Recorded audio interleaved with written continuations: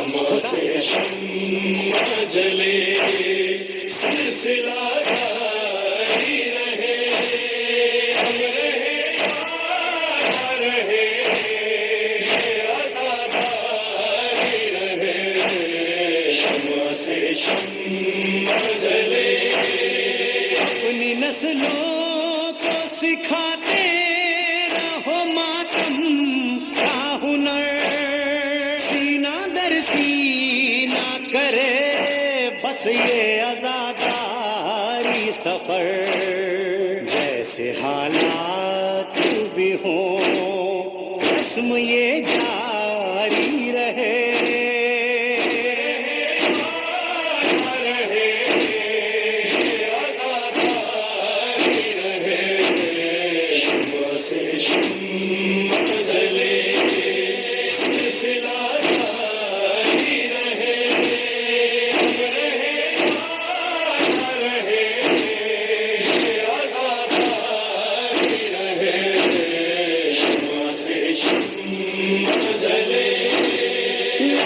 بدلے یہ زمانے کی روش اور موسم ایک پل بھی نہ رکے اشک ازار ماتم ماتم شہ کا جنون ذہن پر تاری رہے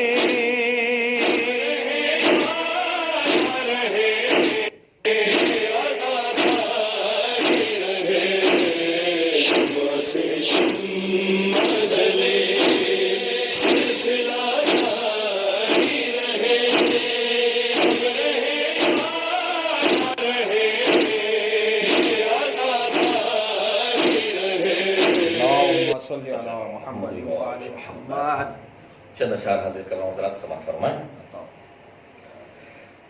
جس نے غم حسین میں گریا نہیں کیا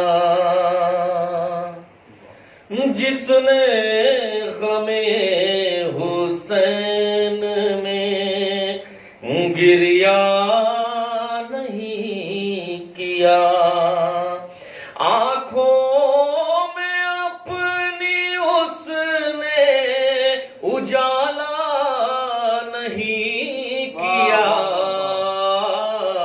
جس نے غم حسین میں گریا نہیں کیا. شاید دیکھیں کہ محشر کی دھوپ میں نہ ملے گی اسے پناہ محشر کی دھوپ میں نہ ملے گی اسے پناہ عباس کے علم کا جو سایہ نہیں کیا جس نے غم حسین میں گریا نہیں کیا. اور شعر دیکھیں حضرت کہ اس کے خدا نے دن نہیں پھیرے خدا گواہ اس کے خدا کے دن نہیں پھیرے خدا گواہ اس کے خدا نے دن نہیں پھیرے خدا گواہ جس نے طواف آپ کے در کا نہیں کیا جس نے طواف آپ کے در کا نہیں کیا اصغر نے مسکرا کے رلایا ہے فوج کو اصغر نے مسکرا مسکرا کے رلایا ہے فوج کو، حملہ کسی نے آج تک ایسا نہیں کیا، حملہ کسی نے آج تک ایسا نہیں کیا۔ اور شاید دیکھیں کہ دیکھا ہی تھا کہ مچ گئی فوجوں میں کھلبلی، دیکھا ہی تھا کہ مچ گئی فوجوں میں کھلبلی، عباس نے ابھی کوئی حملہ نہیں کیا، عباس نے ابھی کوئی حملہ نہیں کیا، اور مفتی کو کیوں کر سکتا ہے ذکر غم حسین، مفتی کو کیوں کر سکتا ہے ذکر غم حسین، ہم نے تو اس کے نام کا چرچا نہیں کیا، ہم نے تو اس کے نام کا چرچا نہیں کیا۔ تاریخ کہانی میں شعر پیش کر رہا ہوں، ایمان آپ کے سرے بازار بک گئے، ایمان آپ کے سرے بازار بک گئے، ہم نے تو آنسوؤں کا بھی سودا نہیں کیا، ہم نے تو آنسوؤں کا بھی سودا نہیں کیا،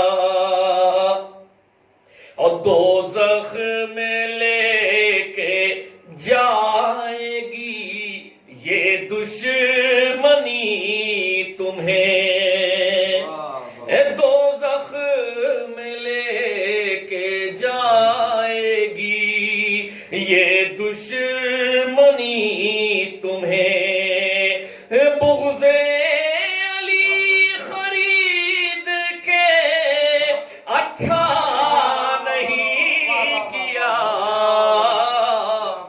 بغض علی خرید کے اچھا نہیں کیا،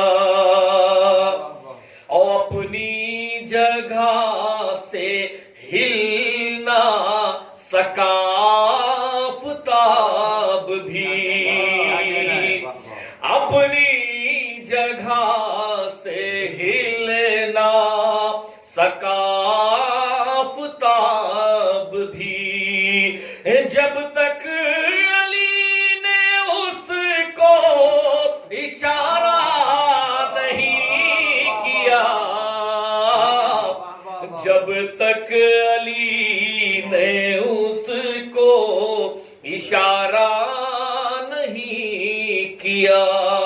شعر دیکھیں تمام مولائیوں کی نظر کہ جب تک رہا میں نہ دے علی کے حصار میں، جب تک رہا میں نہ دے علی کے حصار میں، مشکل نے میرا بال بھی بیکا نہیں کیا، مشکل نے میرا بال بھی بیکا نہیں کیا۔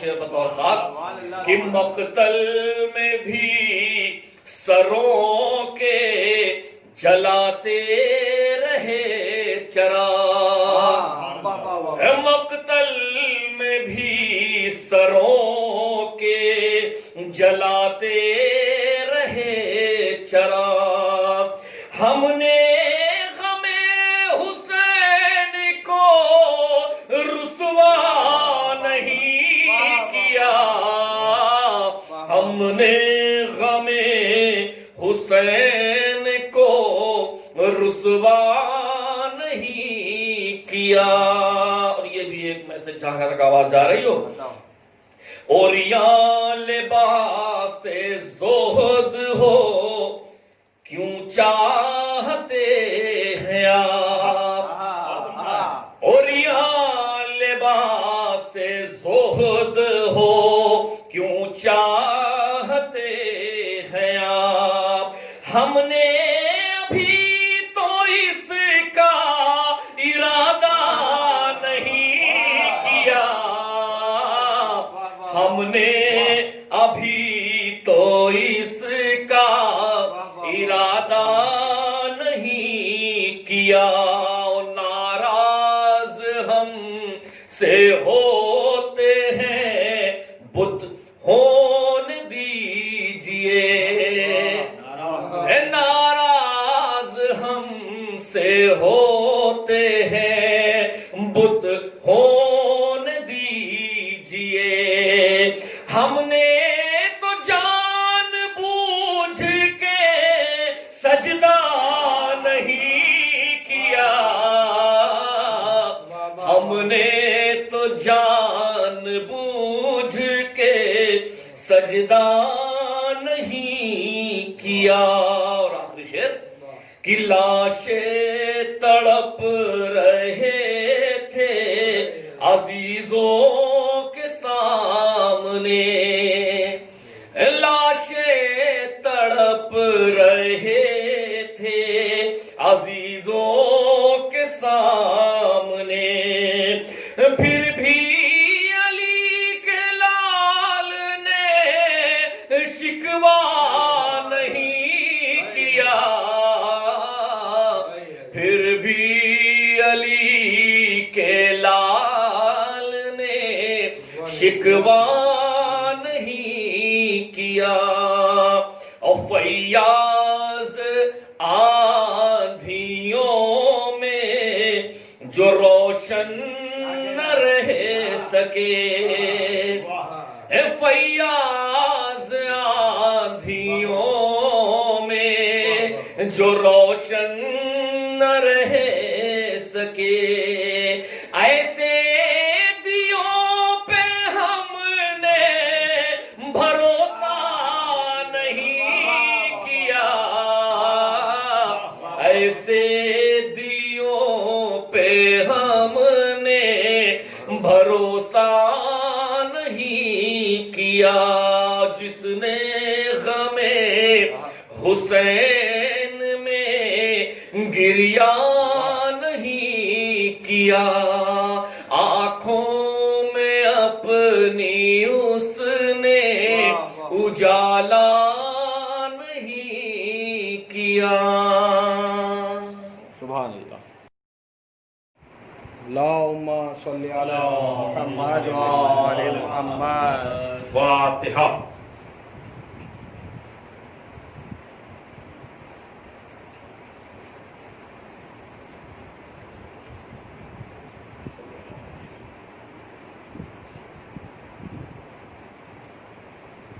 اعوذ باللہ من الشیطان اللعین الرجیم، بسم اللہ الرحمن الرحیم، الحمد للہ الذی ہدانا لہذا وما کننا لنہتدی لولا ان ہدانا اللہ، لقد جاءت رسل ربنا بالحق الصلاة والسلام علی النبی الامی العربی القرشی المکی المدنی البطحی الابتہی التہامی الدافع جیشات الاباطیل والدامغ صولات الازالیل، مولن الحق بالحق ابی القاسم وآلہ الطیبین الطاہرین المعصومین المظلومین الذین اذهب اللہ عنہم الرجس وطہرہم تطہیرا صلی علی محمد وآل محمد ولعنۃ اللہ علی اعدائہم اجمعین من الآن الی یوم الدین اما بعد فقط قال علی علیہ السلام ان اول الناس بالانبیاء عالمهم بما جاءوا به ثم تلا ان اول الناس بابراہیم علی الذین اتبعوه وهذا النبی والذین آمنوا واللہ ولی المؤمنین صلی علی محمد وآل محمد. بزرگان محترم و دوستان عزیز، آپ حضرات کے علم میں ہے کہ کووڈ-19 کی وجہ سے ایک جگہ پر جمع ہونا امام بارگاہوں میں بھی ایک مشکل مرحلہ تھا، نہ کہ گھروں میں لوگوں کا جمع ہونا. اور جانتے ہیں حضرات کہ عشرہ اولیٰ کے بعد گھروں کی مجلسوں کا سلسلہ شروع ہو جاتا ہے. تو چاہے جتنا ہی بڑا گھر کیوں نہ ہو، امام بارگاہ کے مقابلے میں چھوٹا ہی ہوتا ہے. تو جب حسینیہ جات اور امام بارگاہوں میں زیادہ لوگوں کے جمع ہونے کا امکان نہیں ہے، ماہرین صحت کی بھی رائے اور حکومت کی بھی، تو اب گھروں کی مجلسیں بھی آن لائن ہی منعقد ہو رہی ہیں. اور یہ مجلس جو ہاسلو لندن میں رضا بھائی یعنی رضا زیدی صاحب کے دولت کدے پر ہر سال منعقد ہوتی ہے، میں نے بھی کئی سال اس مجلس کو خطاب کیا ہے.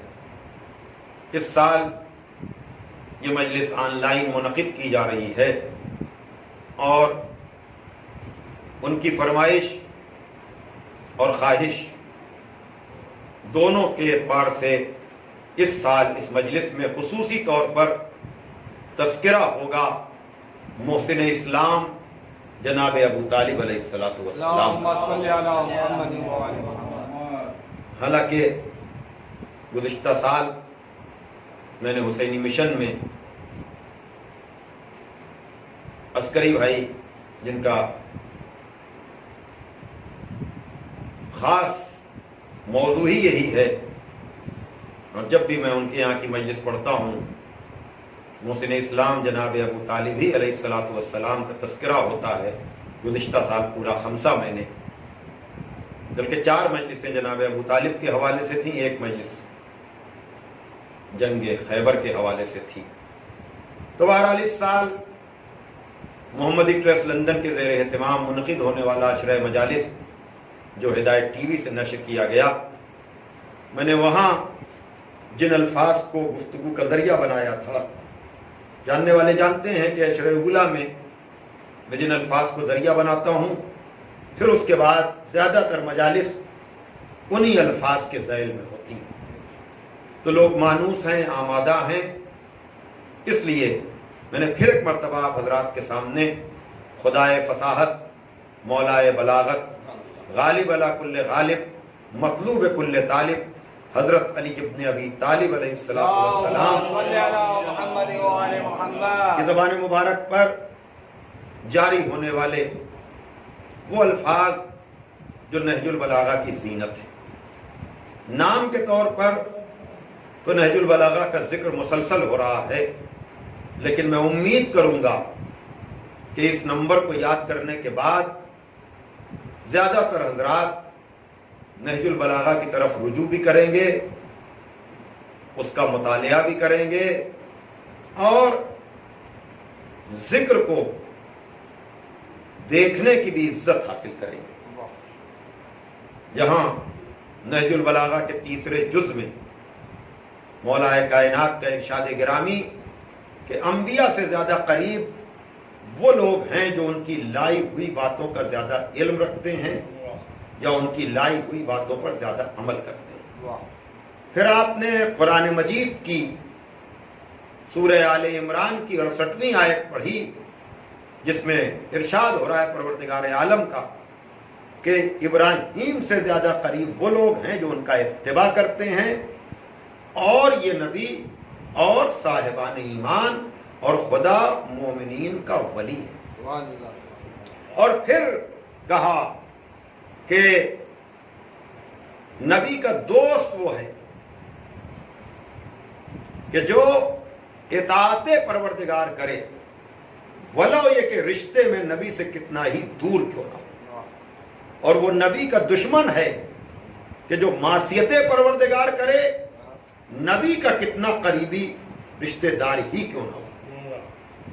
تو اب دیکھیے جناب ابو طالب تک آنے کے لیے مجھے بہت زیادہ تمہید میں وقت گزارنے کا موقع نہیں ہے، محدود وقت میں بیان کو تمام ہونا ہے، اس لیے اگر اس پورے جملے کو آپ دیکھیں، شروع میں مولا کائنات کے الفاظ، بیچ میں آیت، پھر مولا کائنات کے الفاظ، تو آیت کی عجب تفسیر ہو رہی ہے۔ اور میں نے بار بار کہا ہے کہ یہاں وفاداری معیار ہے، رشتہ داری معیار نہیں ہے، لیکن اگر کوئی رشتہ دار بھی ہو، وفادار بھی ہو، تو کہنا ہی کیا۔ اور پھر اگر یہ کہا جائے کہ کی محمد سے وفا تو نے تو ہم تیرے ہیں، کی محمد سے وفا تو نے تو ہم تیرے ہیں، یہ جہاں چیز ہے کیا لوح و قلم تیرے، یہ جہاں چیز ہے کیا لوح و قلم تیرے ہیں۔ تو جناب ابو طالب کو آپ کسی اور عنوان سے نہ دیکھیں، اگر وفاداری کے عنوان سے دیکھ لیں تو یہ پہلے طے کر لیا جائے کہ نبی کا وفادار کون ہے۔ صلوات بھیجئے محمد والے محمد، جو فرما رہے ہیں کہ نبی کا وفادار کون ہے۔ اگر ابو طالب سے بڑا کوئی وفادار نکل آئے تو بڑے بڑے ناموں کو لینے کی کیا ضرورت ہے۔ اور اسی بات کو مولا کائنات نے 17 نمبر کے خط میں جو یزید کے باپ کے خط کے جواب میں لکھا، جہاں اس نے کہا تھا کہ ہم دونوں کا خاندان ایک ہے، کہ اما قولک انا بنو عبد مناف، لیکن تیرا یہ قول کہ ہم عبد مناف کی اولاد ہیں، تو یاد رکھ اگر ایسا ہے بھی تو لیسا امیہ کا ہاشم، امیہ ہاشم کی طرح نہیں، ولا حرب کا عبد المطلب اور حرب عبد المطلب کی طرح نہیں، ولا ابو سفیان کا ابی طالب اور ابو سفیان ابو طالب کی طرح نہیں، ولا المہاجر کا طلیق ولا السریق اللصیق۔ صلوات بھیجئے محمد والے۔ کیا کہنا جناب ابو طالب کی عظمت کا، کیا کہنا ان کی بزرگی کا، کیا کہنا ان کے مقام کا، کیا کہنا ان کے مرتبے کا۔ اب میں اگر جناب ابراہیم کی نسبت سے جناب ابو طالب کا تذکرہ کروں تو علامہ مجلسی نے بہار الانوار میں جناب ابو طالب کا تذکرہ کرتے ہوئے لکھا، کہا سارے علی والے، سارے شیعہ حیدر کرار اور ان کے علماء اس بات پر متفق ہیں کہ آغاز بعثت ہی میں جناب ابو طالب، اللہ اکبر، بلکہ جو تفصیلات ہیں وہ تو یہاں تک ہیں کہ جب پیغمبر نے اعلان بعثت نہیں کیا تھا اس وقت بھی اگر کسی گھر میں ایمان تھا تو وہ جناب ابو طالب کا گھر تھا، جہاں علامہ رشید ترابی مرحوم نے کہا کہ قبل بعثت جہاں رہے اسلام، قبل بعثت جہاں رہے اسلام ہے اسی کے لیے درود و سلام۔ صلوات بھیجئے محمد والے۔ دیکھیے عام طور سے جو بحث ہوتی ہے وہ ایمان ابو طالب کی ہوتی ہے، لیکن میں ہمیشہ گزارش کرتا ہوں کہ ایمان و کفر کی بحث نہیں، عظمت ابو طالب کی بات کرو، مقام ابو طالب کی بات کرو، رتبہ ابو طالب کی بات کرو، تو شیخ صدوق نے روایت کی کہ ابو طالب وصی ابراہیم ہے. توجہ فرمائیے گا. اور یہاں تک کہا کہ عبد المطلب حجت تھے, اس حجت کے وصی کا نام ابو طالب ہے. توجہ کیجئے گا. اور اسبق ابن نباتہ سے روایت ہے کہ امیر المومنین علی ابن ابی طالب علیہ السلام آپ ارشاد فرماتے ہیں, انہوں نے کہا کہ مولا کائنات نے کہا کہ امیر المومنین نے اپنے باپ کے سلسلے میں کہا کہ یہ وہ ہیں کہ جو خانہ کعبہ کی طرف نمازیں پڑھتے تھے. اللہ اکبر. ابھی اسلام والا حکم نماز نہیں آیا, لیکن اس سے پہلے ہی جناب ابو طالب وعلی دین ابراہیم, اور ابراہیم کے دین پہ تھے جناب ابو طالب. بھائی وہ سارے عشرے کی مجالس اگر آپ کے ذہن میں ہیں تو وہاں میں نے اشاروں میں باتیں کی تھیں جہاں میں چاہتا تھا کہ عظمت کمال ابو طالب کا ذکر ہو, لیکن دامن وقت میں گنجائش نہیں رہتی تھی. لیکن آج اس عنوان کے تحت مجھے موقع ملا ہے کہ جہاں پر یہ بیان کیا جا رہا ہے کہ جناب ابو طالب حکم نماز آنے سے پہلے ہی نماز پڑھتے تھے, اور یہ جناب ابراہیم کے دین پر تھے. بڑی توجہ. تو یہاں پر میں ایک سوال بھی قائم کر رہا ہوں کہ یہ جو بیت المقدس کو قبلہ اول کہا جاتا ہے, یہ قبلہ اول کی بحث کہاں سے آئی مجھے نہیں معلوم, لیکن تاریخ قرآن تو کہتی ہے کہ پہلا گھر جو بنا عبادت کے لیے وہ خانہ کعبہ تھا.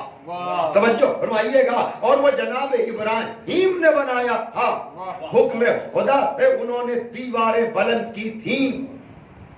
توجہ کیجئے گا. تو اب یقیناً وہ اسحاق والی نسل میں خدا کی عبادتیں بیت المقدس کو قبلہ سمجھ کر ہوتی ہوں گی, لیکن جو شاخ یہاں کعبے کے ارد گرد آباد تھی, جہاں پر ایک سلوات بھیج دیں آپ ذرا محمد والے محمد,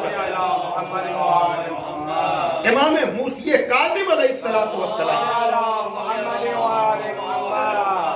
سے پوچھا, اس لیے کہ جناب ابو طالب کے لیے یہ شعر میں نے پڑھا بھی ہے پہلے بھی, لیکن آج پھر کہ ولی یا وسیع عجب کچھ تھا.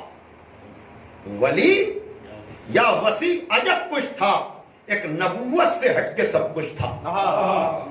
ولی یا وسیع عجب کچھ تھا, ایک نبوت سے ہٹ کے سب کچھ تھا. تو اگر علامہ مجلسی کی روایت بہار الانوار میں, شیخ صدوق سے روایت خود ان کی کتابوں میں, یا اسبق ابن نباتہ سے ذکر کہ عبادت ہوتی تھی خانہ کعبہ کی طرف, اگر یہ ساری باتیں واضح اور روشن ہو گئیں تو اب سنیے, ساتویں امام سے پوچھا کہ اگر وہ وسیع تھے, اگر ان کا رتبہ اور مرتبہ یہ تھا, تو کیا یہ پیغمبر پر بھی حجت تھے؟ ایک نازک سی بحث. یعنی پیغمبر نے اعلان رسالت نہیں کیا تھا, اور ابو طالب بحیثیت وسیع کے سب پر حجت تھے. ایک چیز اور بھی کہ نبیوں کے بیچ میں جب تک دوسرا نبی نہیں آتا, وہ پیریڈ اور زمانہ فترت کہلاتا ہے. یعنی جہاں حجت کو بالکل واضح نہ کیا جائے, لیکن وہ امین پروردگار بن کر زندگی گزار رہا ہو. توجہ کیجئے گا. تو ابھی تو پیغمبر نے تو اعلان رسالت کیا نہیں. ساتویں امام سے پوچھا کہ اگر وہ وسیع تھے تو بحیثیت وسیع کے اس اعلان نہ کرنے والے پیغمبر پر کیا ابو طالب حجت تھے؟ اب یہاں پر پتا چلتا ہے، میں بڑی توجہ چاہتا ہوں عزیزان محترم، ذرا سا سطح عمومی سے بلند میں اپنے بیان کو کر رہا ہوں، اور پھر میں چاہوں گا کہ آپ اس آیت پر توجہ کریں تاکہ میں جو کہنا چاہ رہا ہوں جناب ابو طالب کے رشتے سے، ایک سلوات بھیجے ذرا محمد والے، ایک عجیب سی بحث میں چھیڑ رہا ہوں اور پھر شاید آئندہ کی کسی مجلس میں میں اس کی وضاحت کروں۔ دیکھیے، رشتے کے اعتبار سے اگر آپ دیکھیں گے تو جناب ابراہیم اجداد پیغمبر میں ہے، بڑی توجہ، رشتے کے اعتبار سے اگر آپ دیکھیں گے تو وہ تو فور فادرز میں ہیں نا جناب ابراہیم، لیکن قرآن کیا کہتا ہے؟ ابراہیم سے زیادہ قریب وہ لوگ ہیں جو ان کا اتباع کریں، اور یہ نبی کہہ کے اور اتباع کرنے والوں سے پیغمبر اسلام کو جدا کر دیا۔ یعنی ولو یہ کہ ابراہیم و اسماعیل پیغمبر کے اجداد میں ہوں، لیکن رتبے کے اعتبار سے ذرا سا میں توجہ چاہوں گا، ولو یہ کہ وہ ان کے اجداد میں ہوں، لیکن یہ دنیا میں ظاہری طور پر آنے کی صورت میں اجداد میں ہے نا، لیکن حقیقی خلقت میں تو اولو ما خلق اللہ ہو نوری کا مصداق پیغمبر اسلام ہے نا، کہ سب سے پہلے اللہ نے میرے نور کو پیدا کیا۔ تو اس نزاکت کو بھی سمجھنے کی ضرورت ہے کہ اجداد پیغمبر میں ہونا اور ہے اور رتبے میں بلند ہونا اور ہے۔ ایک سلوات دیجئے محمد والے، یہی چیز یہاں بھی آ رہی ہے کہ پوچھنے والے نے پوچھا کہ جب جناب ابو طالب حجت وسیع ہیں تو کیا نبی پر بھی حجت تھے؟ یہی ہے شان رسالت، یہی ہے شان محمد۔ چاہے ابراہیم کی نسبت سے آپ دیکھیں، چاہے ابو طالب کی نسبت سے آپ دیکھیں، کا رشتے میں چاہے جناب ابراہیم بلند ہوں، چاہے جناب ابو طالب بلند ہوں، لیکن رتبے میں یہ سردار انبیاء ان سب سے افضل و برتر اور اعلیٰ ہے۔ صلوات دیجئے محمد والے۔ لیکن اب آگے کی جو منزل ہے، مجھے نہیں لگتا کہ اس روایت کو زیادہ پڑھا گیا ہے یا اس روایت کا بہت زیادہ تذکرہ کیا گیا ہے، اور یہ 7ویں امام سے روایت ہے، اور وہ یہ کہ کہا کہ نبی پر حجت تو نہیں تھے، لیکن گزشتہ انبیاء کی امانتوں کے امین تھے ابو طالب۔ بے شک بے شک، کیا رتبہ ہے جناب ابو طالب کا، کیا مرتبہ ہے جناب ابو طالب کا۔ کیوں؟ کہا کہ آسمانی صحیفے یہیں محفوظ تھے، عصائے موسیٰ انہی کے پاس تھا۔ توجہ فرمائیے گا، انتہا یہ ہے کہ سلیمان کی انگشتری بھی ابو طالب کے پاس تھی۔ صلوات پڑھے محمد والے محمد پر۔ آسمانی صحیفوں کے امین بھی ابو طالب، عصائے موسیٰ کے امین بھی ابو طالب، سلیمان کی انگشتری بھی ابو طالب کے پاس۔ اب آپ سمجھے، بھائی توجہ کیجئے گا، اب یہ امانتیں منتقل ہو رہی ہیں نبی و علی کی طرف، اس لیے کہ یہ وہ ابو طالب ہیں کہ جن کے پاس جب جناب فاطمہ بنت اسد پیغمبر کی ولادت کی مبارکباد لے کر آئی ہیں، اور یہ کہا ہے کہ آمنہ کی آغوش میں ایسے بچے نے آنکھ کھولی ہے، تو یہ ہے رتبہ اور مقام ابو طالب، عظمت و رتبہ ابو طالب کا۔ تمہارے گھر میں بھی 30 برس کے بعد ایسا ہی بچہ پیدا ہوگا جس کو سارے یہی مرتبے ملیں گے سوائے نبوت کے۔ تو یہ خبر کون دے سکتا ہے؟ جو نبی ہو یا وصی ہو۔ تو ابو طالب نبی تو نہیں ہیں لیکن انبیاء کے وصی ہیں، وصی نہ ہوتے تو نہ آسمانی صحیفے ان کے گھر میں ہوتے، نہ عصائے موسیٰ ان کے گھر میں ہوتا، نہ انگشتری ان کے گھر میں ہوتی۔ اب آسمانی صحیفے منتقل ہو گئے پیغمبر کی طرف، بھائی توجہ کیجئے گا، اور انگشتری صلوات پڑھ دے محمد والے محمد، یہ ہے مرتبہ جناب ابو طالب کا، یہ ہے رتبہ جناب ابو طالب کا. اور یاد رکھیے گا عزیزان محترم، یہ مقام و مرتبہ جناب ابو طالب کا، جہاں وسیع بن کر کہا کہ حجت تو عبد المطلب تھے اپنے دور میں، عبد المطلب اپنے دور میں حجت تھے، اور ان کے وسیع کا نام ہے ابو طالب، ان کے وسیع کا نام ہے ابو طالب. اور یہ ابو طالب کا رتبہ اور مقام کیا ہے؟ اگر اسے سمجھنا ہے تو آپ یوں سمجھیں کہ ابو طالب اس مقام بلند پر فائز ہیں کہ جہاں نبی کی حفاظت کی ذمہ داری جناب ابو طالب کو پروردگار عالم نے دی ہے. قرآن میں کہتا علم یجد کا یتیمن فاوا، کیا ہم نے یتیم دیکھ کر تمہیں پناہ نہیں دی؟ بھائی توجہ کیجئے گا. تو اب مرتبہ اور آگے بڑھ گیا. ابھی تک تو کتابوں کے امین ہیں، توجہ کیجئے گا، ابھی تک تو عصائے موسیٰ ہے، ابھی تک تو انگشتری سلیمان ہے. اب مرتبہ کیا ہے؟ کیا ہم نے تمہیں یتیم دیکھ کر پناہ نہیں دی؟ خدا پناہ کی نسبت اپنی طرف دے رہا ہے. اور جب تاریخ میں ہم جا کر ڈھونڈتے ہیں کہ پیغمبر کو پناہ کس آغوش نے دی، تو پہلی منزل پر عبد المطلب ملتے ہیں، اور دوسری منزل پر جناب ابو طالب ملتے ہیں. کیا کہنا، ایک طرف پروردگار یہ کہہ رہا ہے کہ اے میرے حبیب یہ سنگریزے تم نے نہیں پھینکے بلکہ ہم نے پھینکے ہیں، یہ بیعت تیرے ہاتھ پر نہیں ہے بلکہ میرے ہاتھ پر بیعت ہے. تو یاد رکھیے گا خدا اس وقت تک کسی کے فعل کو اپنا فعل نہ کہے گا جب تک وہ مقام عصمت یا مقام حفاظت پر نہ ہو. صلوات بھیجے محمد والے محمد پر. یقیناً ہم لوگ احتیاط کرتے ہیں، اور یہ میرا مخصوص موضوع ہے کہ ہم ڈائریکٹ لفظ معصوم نہیں کہتے لیکن لفظ محفوظ ضرور کہتے ہیں. بڑی توجہ چاہتا ہوں عزیزان محترم، اور یہ بتانے کے لیے، یہ سمجھانے کے لیے کہ جناب ہاشم، جناب عبد المطلب اور جناب ابو طالب یا جناب عباس یا جناب علی اکبر، بڑی توجہ چاہتا ہوں عزیزان محترم، یہ سب کردار کے اعتبار سے بتا رہے ہیں کہ سوائے عصمت کے ان کے لیے کوئی لفظ اچھا ہی نہیں لگتا.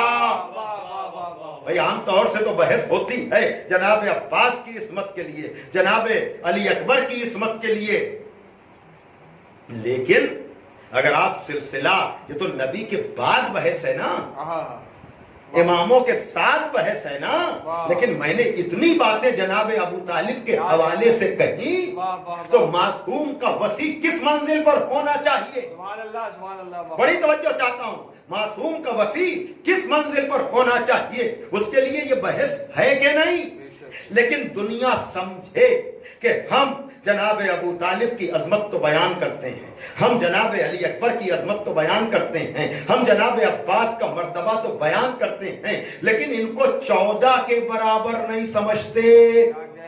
بس یہیں تک مجھے آپ کو لے کر آنا تھا کہ ہم سب کچھ عظمت و مرتبہ تو ان کا بیان کرتے ہیں لیکن 14 کو اور سمجھتے ہیں، ان سب کو کمالات کے باوجود اور سمجھتے ہیں. تو جو قوم اتنی حساس ہو کہ عبد المطلب سے لے کر علی اکبر تک، توجہ کیجئے گا، اور جناب خدیجہ اور فاطمہ بنت اسد سے لے کر جناب زینب و جناب ام کلثوم تک ان شخصیتوں کو 14 میں شامل نہ کرے، وہ قوم کسی ایسے ویسے کو 14 کے برابر کیسے مانے؟ صلوات دیجئے محمد والے محمد. ایک اور صلوات پڑھتے ہیں آپ. تو اگر یہ بات آپ تک پہنچ گئی تو یقیناً یہ رتبہ ہے، یہ مرتبہ ہے، یہ مقام ہے. اور جناب عبد المطلب نے تو جناب ابو طالب سے کہا بھی تھا کہ مجھے خبر ہے کہ میرے صلب سے ایک نبی آئے گا، یعنی جناب عبد المطلب کے بیٹے عبداللہ کے صلب سے. اور جناب ابو طالب کو نصیحت کی تھی کہ دیکھو میں اس کا زمانہ دیکھتا تو میں اس کی مدد کرتا، یعنی اعلان نبوت کے بعد، لیکن تم اس کا زمانہ دیکھو گے تو تم اس کی مدد اور نصرت کرنا. گویا کہ اس زمانے میں، اس گھرانے میں نصرت پیغمبر فطرت میں ہے. اگر نصرت پیغمبر فطرت میں نہ ہوتی تو یاد رکھیے گا، جہاں تک میں نے عشرے میں ذکر بار بار جناب ابراہیم و اسماعیل کی قربانی کا کیا، لیکن جناب عبد المطلب نے یہ منت مانی تھی کہ اگر ہمیں 10 بیٹے ملیں گے تو ایک بیٹے کو ہم راہ خدا میں قربان کریں گے. جہاں پیغمبر نے کہا انا ابن ذبیحین، میں 2 ذبیحوں کا بیٹا ہوں، ایک ذبیح اسماعیل ہیں، ایک ذبیح جناب عبداللہ ہیں. اس لیے کہ قرہ جب نکلا تھا تو جناب عبداللہ کے نام نکلا، لیکن جب جناب عبداللہ کو جناب عبد المطلب قربانی کے لیے لے جا رہے تھے تو عبد المطلب کے بیٹوں نے اپنے کو پیش کر کے کہا کہ ہمیں قربان کر دیجئے لیکن عبداللہ کو قربان نہ کیجئے. گویا کہ قربانی اس خاندان کے مزاج میں آ رہی ہے، اور یہی وجہ ہے شیب ابی طالب میں جب بنی ہاشم کا بائیکاٹ کیا گیا تو پیغمبر اسلام کی حفاظت کے لیے جناب ابو طالب 3 برس تک اپنے بیٹوں کو لٹاتے رہے. 3 برس تک. یہ پڑھنا آسان ہے، سننا آسان ہے، لکھنا آسان ہے، لیکن عزیزان محترم یہ رتبہ اور مرتبہ جناب ابو طالب کا ہے کہ اپنے بیٹوں کو قربانی کے لیے پیش کرتے ہیں تاکہ بھتیجا بچ جائے، تاکہ بھتیجے کی حفاظت ہو جائے. یہی وہ چیز تھی جس کی طرف پروردگار عالم کہہ رہا ہے کیا یتیم دیکھ کر ہم نے تمہیں پناہ نہیں دی؟ تو آغوش ابو طالب کی ہوتی ہے اور قدرت اس کو اپنی پناہ گاہ کہہ دیتا ہے. صلوات بھیجئے محمد. اور یہی ہیں جناب ابو طالب کہ جن کی نسل پاک، میں ہمیشہ کہتا ہوں اور یقیناً مانوس ہیں لوگ اس بیان کو سننے کے لیے، اور وہ یہ کہ عزیزان محترم یہ اولون محمد، آخرون محمد، اوسطون محمد وکلون محمد کی بات پیغمبر کی نسبت سے تو کہی جاتی ہے. کیا مطلب؟ جناب آدم اپنے دونوں بیٹوں کے کردار کی ضمانت نہ لے سکے. ایک قاتل نکل گیا، ایک مقتول نکل گیا. جناب نوح اپنے بیٹے کے کردار کی ضمانت نہ لے سکے. کشتی پر بیٹا نہیں آیا، یہ صرف نبی نے دعویٰ کیا کہ ہمارے یعنی آنے والی 12 نسلوں کے کردار کی ضمانت کہ اول بھی محمد، آخر بھی محمد، اوسط بھی محمد. میں کچھ کہنا چاہ رہا ہوں، توجہ فرمائیے گا. یعنی جہاں ایک بیٹے کے کردار کی ضمانت نہ لی جا سکے وہاں پوری نسل کی ضمانت اگر لے لی جائے. لیکن میں کس منزل پر آپ کو لانا چاہتا ہوں، یہ ساری چیزیں نبی سے منسوب ہو جاتی ہیں، لیکن نبی سے یہ نسبت، بڑی توجہ، نبی کی بیٹی کے ذریعے ہوتی ہے نا.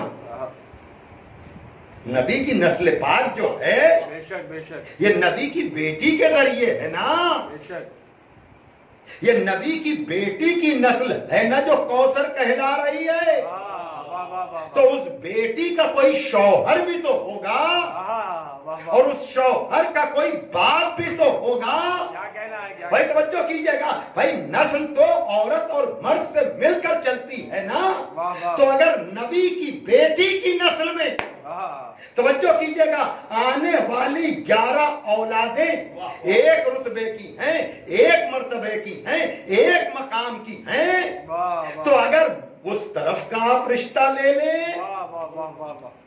کہ زہرا کا شوہر کون اور اس شوہر کا باپ کون. کیا کہنا ہے کیا کہنا میں ہے. کچھ کہہ رہا ہوں توجہ فرمائیے گا. تو اگر زہرا کی نسبت سے نبی کو اس نسل پاک پر فخر کرنے کا حق ہے تو کیا علی کی نسبت سے ابو طالب کو فخر کرنے کا حق نہیں ہے؟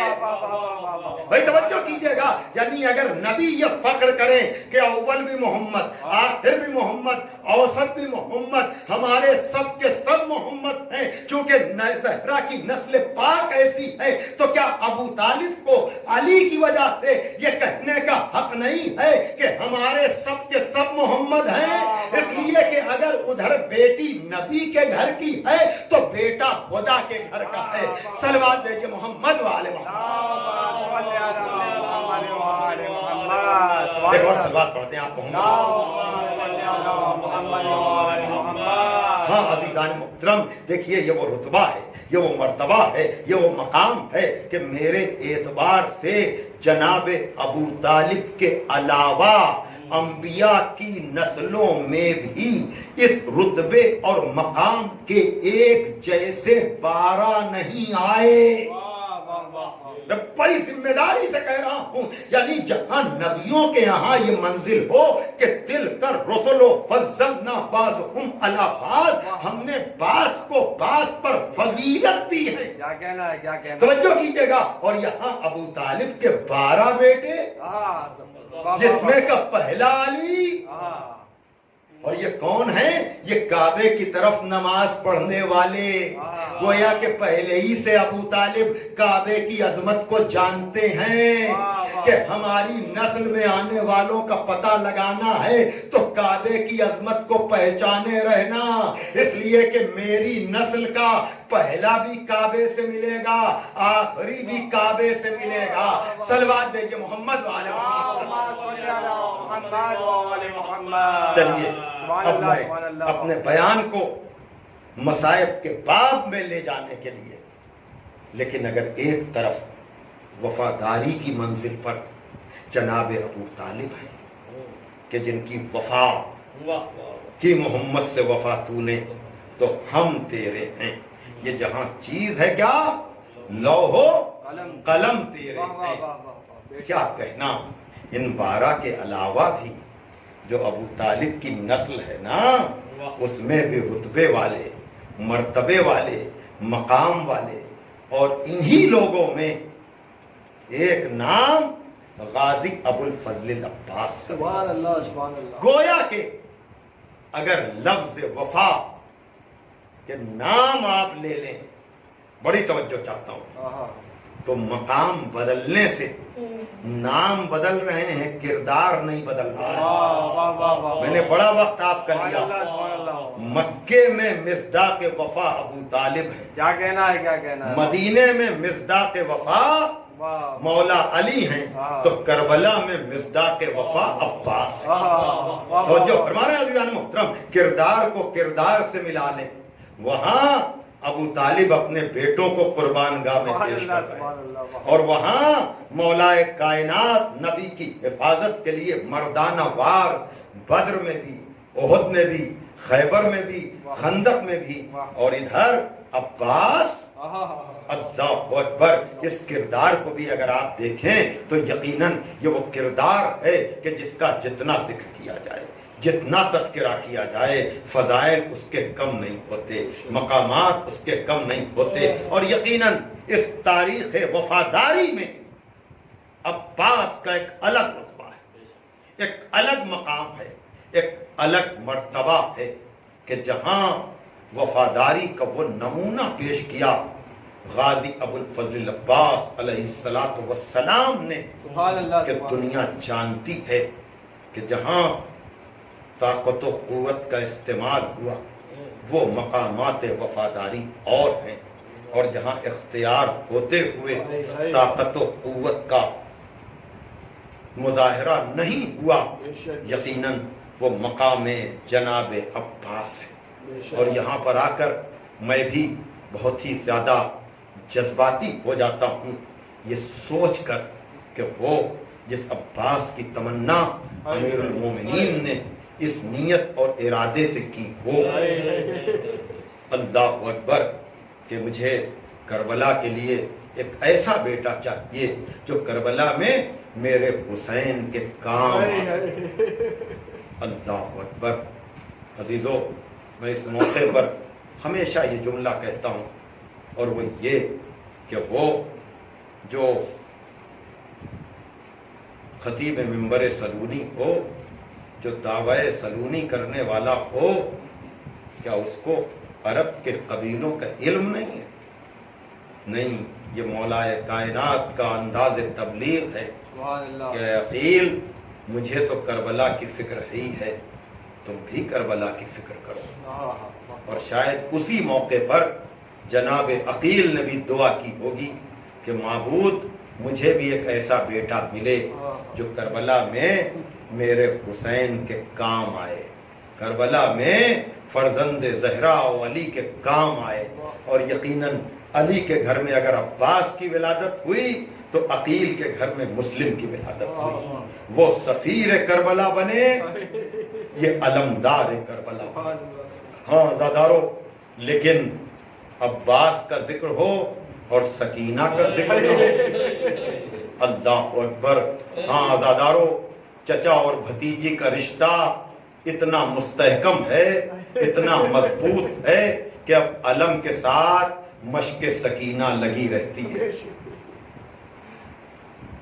الفت اور وفا کی، الفت کی اور وفا کی زندہ مثال بن کر مشق سکینہ اب بھی ہے منسلک علم سے۔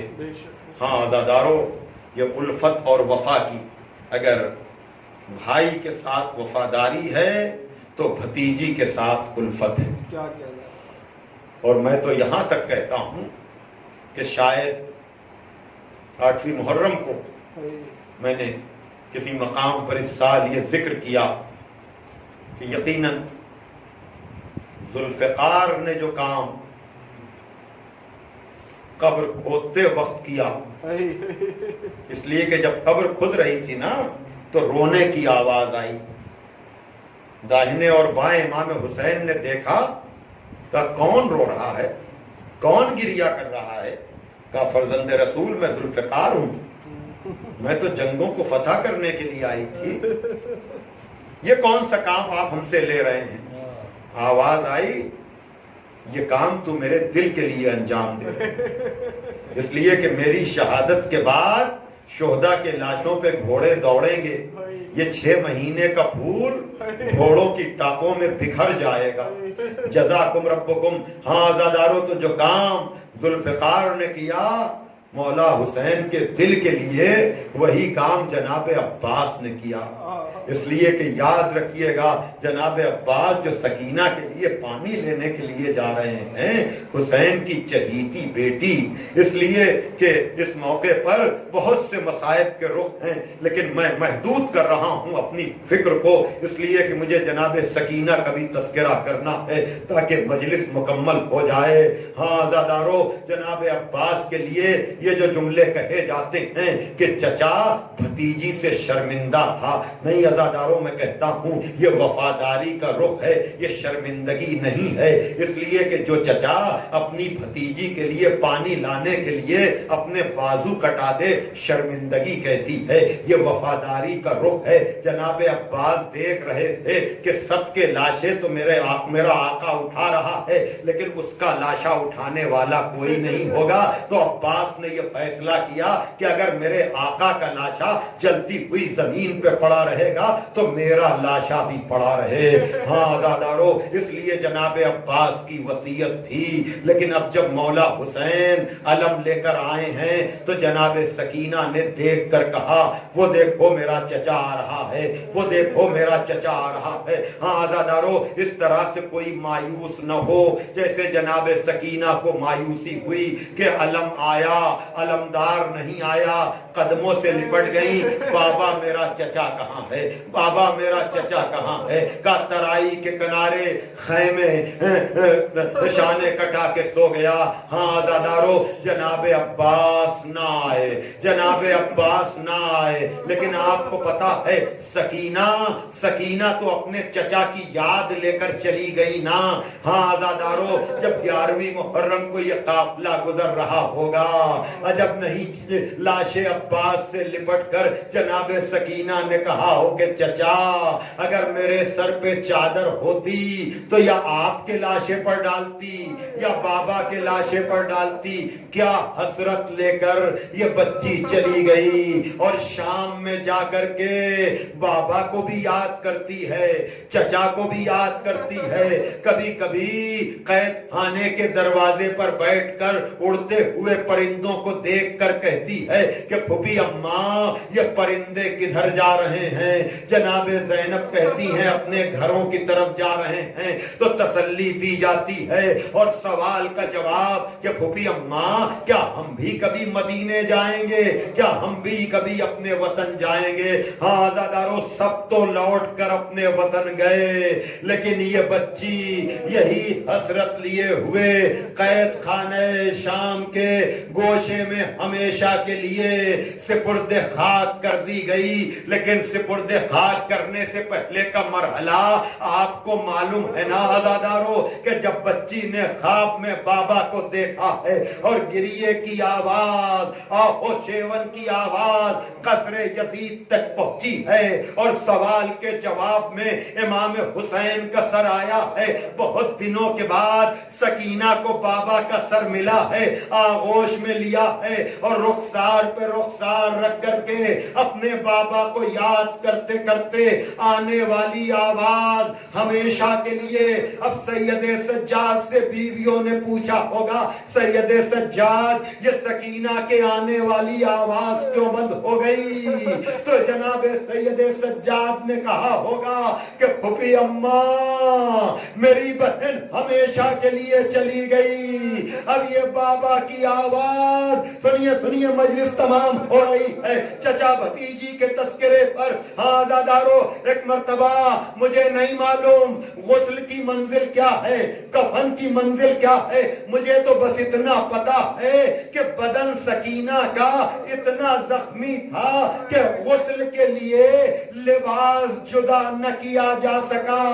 میرے پاس الفاظ نہیں ہیں، لیکن مجھے تو یہ کہنا ہے ایک مرتبہ ہمارا اور آپ کا بیمار امام اپنی چھوٹی بہن کا لاشا لے کر کے چلا، قید خانے کے گوشے میں بنی ہوئی قبر مل گئی۔ اب آپ سنتے ہیں نا کہ 2 ہاتھ نمودار ہوئے کہ لاؤ لاؤ میری بچی کو ہمیں دے دو۔ ذاکرین کہتے ہیں یہ حسین تھے جو اپنے سینے پہ سونے والی سکینہ کو لینے کے لیے آئے تھے، لیکن میں ہمیشہ کہتا ہوں یہ مولا حسین نہیں، شاید یہ غازی کے ہاتھ ہوں کہ لاؤ میری بھتیجی کو ہمیں دے دو۔ کربلا میں تو سیراب نہ کر سکا، اسے کوثر کا جام پلاؤں گا۔ قید خانے میں ماتم، واہ سکینہ، واہ عباسہ، واہ مظلومہ، الا لعنت اللہ علی القوم الظالمین، سیعلم الذین ظلموا ای منقلب ینقلبون۔ پروردگار عالم ہماری اس عبادت کو شرف قبولیت عطا فرما، حاضرین مجلس، بانیان مجلس کی دلی مرادوں کو پورا فرما۔ پروردگار عالم ہمیں کامل الایمان فرما، ملت کو متحد فرما، سرکار امام زمانہ اجل اللہ تعالی فرجہ الشریف کے ظہور میں تاجیل، اور ہمیں اس لائق بنا کہ ہمارا شمار بھی ان کے انصار و اعوان میں ہو سکے۔ اللہم تقبل منا انکا انت السمیع العلیم۔ ماتم حسین۔ سقائے سکینہ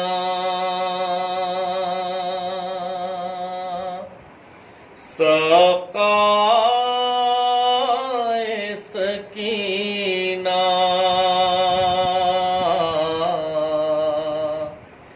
آ جاؤ مدد کے لیے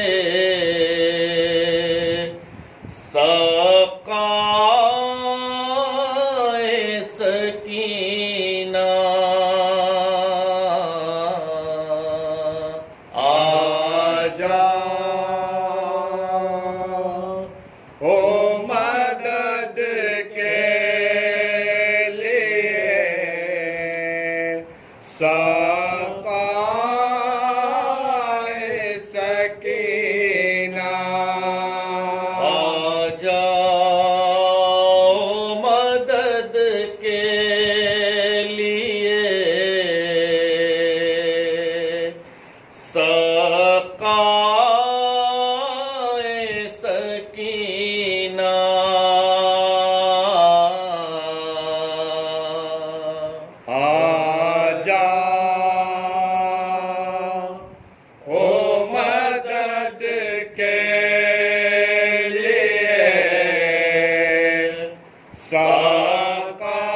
ساقائے سکینہ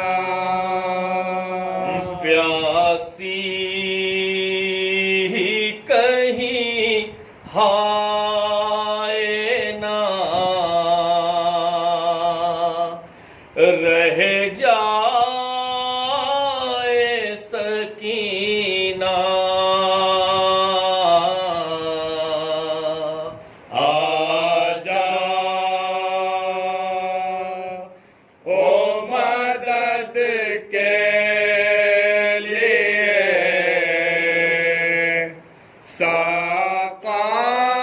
ساقائے سکینہ ہائے امو ہے نہ بابا ہے نہ بھیا علی اکبر امو ہے نہ بابا ہے نہ بھیا علی اکبر اب کس کو نشان دروں کے دکھلائے سکینہ آ جاؤ مدد کے لیے ساقائے سکینہ آ جاؤ مدد کے لیے ساقائے سکینہ بن باپ کی بچی پہ ستم ہوتے ہیں کیا کیا بن باپ کی بچی پہ ستم ہوتے ہیں کیا کیا دروں کی اذیت سے نہ مر جائے سکینہ آ جاؤ مدد کے لیے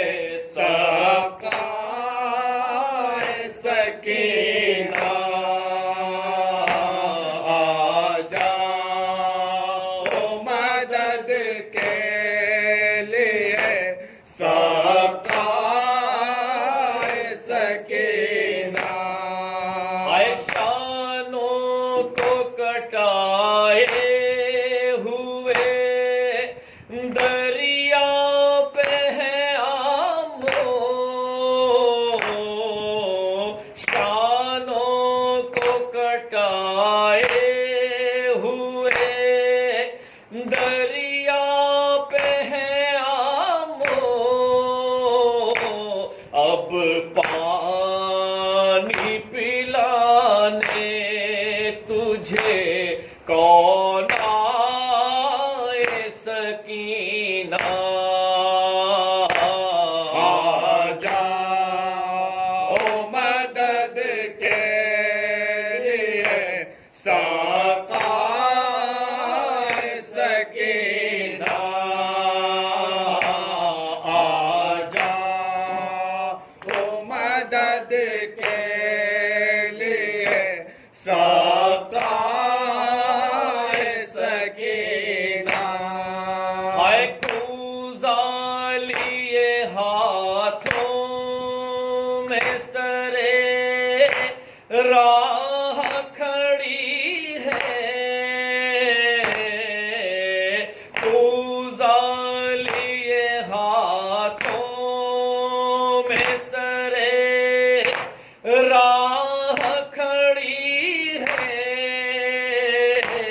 اصغر کو کہاں ڈھونڈے کہاں پائے سکینہ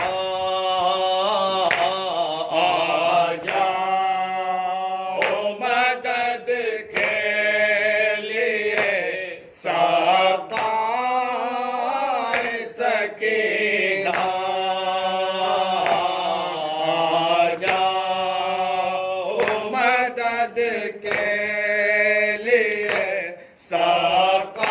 ساقائے سکینہ اے شام غریب بھائی سے کچھ تو ہی بتا دے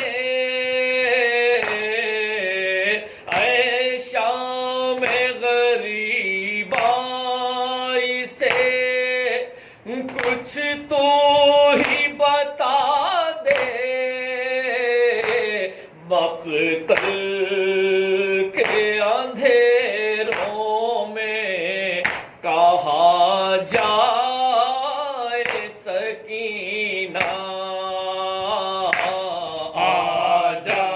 آجاؤ مدد کے لیے ساقائے سکینہ آجاؤ مدد کے لیے ساقائے سکینہ اے فیاض تسلی کے لیے کوئی نہ آیا فیاض تسلی کے لیے کوئی نہ آیا زندہ میں بھلا کیسے نہ گھبرائے سکینہ آجاؤ مدد کے لیے ساقائے سکینہ آجاؤ مدد کے لیے ساقائے سکینہ پیاسی کہیں ہاں